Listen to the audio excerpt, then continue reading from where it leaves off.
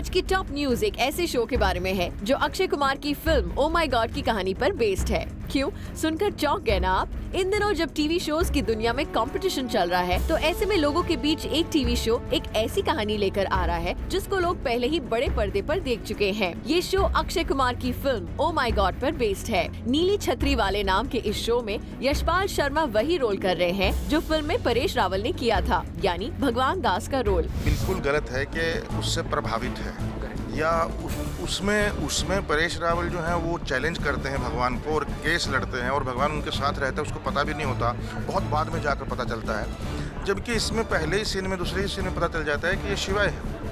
और दूसरा ये पूरी कहानी और वो पूरी कहानी कहीं भी मेल नहीं खाती है।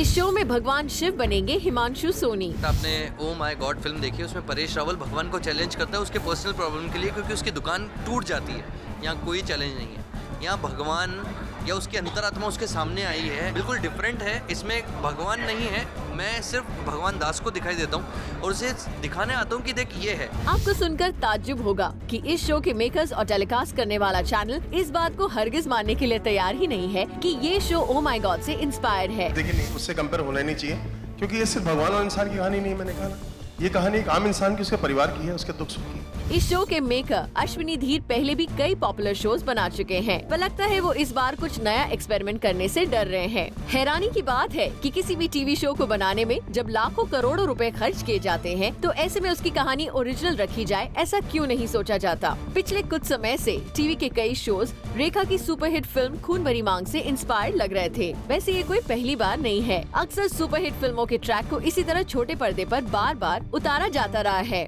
सवाल ये है कि क्या अब टीवी के लिए ओरिजिनल कहानियों का अकाल पड़ गया है, या फिर शोज दिखाने वाले चैनल्स कोई नया एक्सपेरिमेंट करने से डरते हैं। ये शोर शॉट सक्सेस पाने का फॉर्मूला है या दर्शकों को धोखा देने की कोशिश। एक और बात ये भी है कि अगर दर्शकों को कहानी के बारे में पहले से पता होगा, तो क्या उनको शो देखने में उतना इंटरेस्ट आएगा? ये वो सारे सवाल हैं जिनके बारे में शो टेलीकास्ट करने वाले चैनल्स को सोचने की जरूरत है, क्योंकि अगर ऑडियंस को एंटरटेन करना है तो फिर टीवी शोज की कहानियों में कुछ नयापन लाने की सख्त जरूरत है।